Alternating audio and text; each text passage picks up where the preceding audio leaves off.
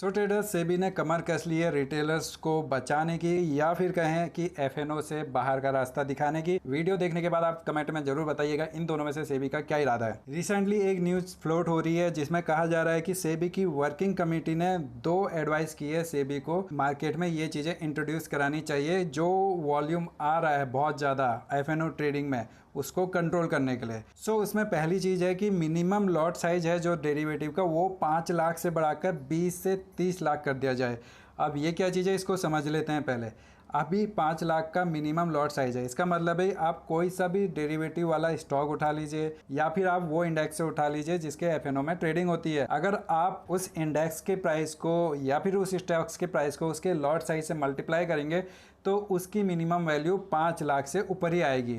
आप ऐसा खुद करके देखिए, चाहे रिलायंस ले लीजिए या फिर आप बैंक निफ्टी ले लीजिए, निफ्टी ले लीजिए, उसके लॉट साइज से मल्टीप्लाई करके देखिए तो आपको वो वैल्यू 5 लाख से ऊपर ही मिलेगी। आपने कौन सा एग्जाम्पल ट्राई किया आप ये कमेंट में भी बता सकते हैं। सो अभी मिनिमम लॉट साइज 5 लाख का है तो आपको जो मार्जिन रिक्वायरमेंट होता है फ्यूचर को ट्रेड करने के लिए वो 70,000 से 1 लाख के बीच में होता है। सो लॉट साइज अगर 20 से 30 लाख हो जाता है तो मार्जिन रिक्वायरमेंट भी आपका 4 से 6 लाख के बीच में हो जाएगा और ये छोटे ट्रेडर्स के लिए काफ़ी निगेटिव न्यूज़ है जो एफएनओ में ट्रेड करना चाहते हैं। और दूसरी न्यूज़ की बात करें जो एडवाइस है वर्किंग कमेटी की तरफ से, उनका कहना है 1 एक्सपायरी पर वीक पर एक्सचेंज।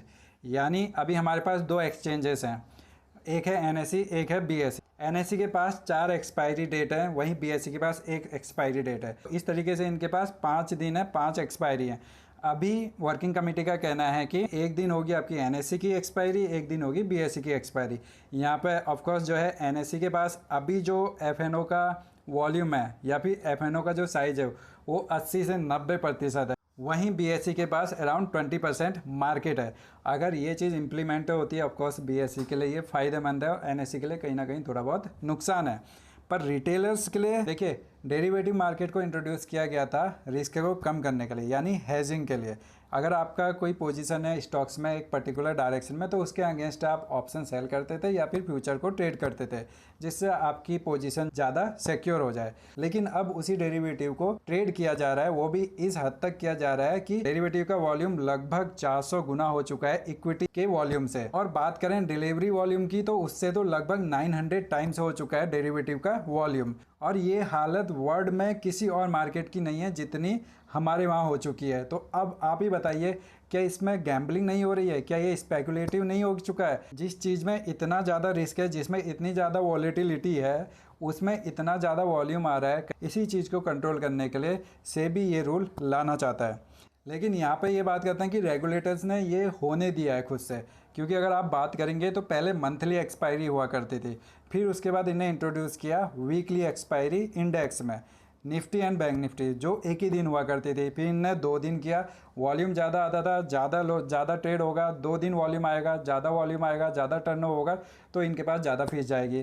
फिर 2 दिन से इतने जितने वर्किंग डेज होते हैं 5 डे वर्किंग डे होते हैं, 5 दिन इन्हें एक्सपायरी ला के दे दी। तो इसमें सेबी का फ़ायदा हुआ, इसमें एक्सचेंजेस का फ़ायदा हुआ, इसमें ब्रोकर्स का फ़ायदा हुआ। और आप ये मत समझिए कि ब्रोकर सिर्फ ब्रोकेज से ही कमाता है। वॉल्यूम जितना ज़्यादा जनरेट करके दे ब्रोकर उतना ही उसको जो है फ़ायदा होता है। और ब्रोकर्स को ज़्यादा वॉल्यूम से कैसे फ़ायदा होता है ये मैंने इससे पहली वीडियो में समझाया हुआ है, 4 मिनट की छोटी सी वीडियो, वो आप जाके देख सकते हैं। तो अब जब इनकी आत्मा जाग गई है और ये अगर ये फैसले लेके आते हैं मार्केट में तो आप इसमें क्या कर सकते हैं, आपके हाथ में क्या है?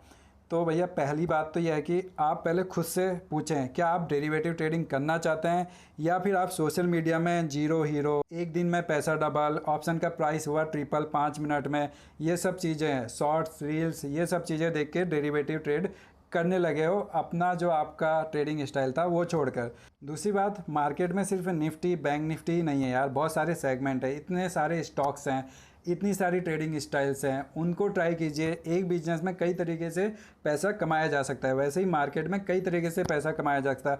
आप इंट्राडे कीजिए इक्विटी में, स्विंग ट्रेडिंग कीजिए, पोजिशनल ट्रेडिंग कीजिए, यहाँ तक कि अगर आप हिस्ट्री को भी उठाएंगे आज तक का मार्केट में आपको बड़ा नाम किसका मिला है? या तो इन्वेस्टर्स का मिला है या फिर वो बड़े ट्रेडर्स जिनने स्विंग ट्रेडिंग करी है, मोमेंटम ट्रेडिंग करी है, उन्हीं ने जो है एक अच्छा खासा पैसा बनाया है।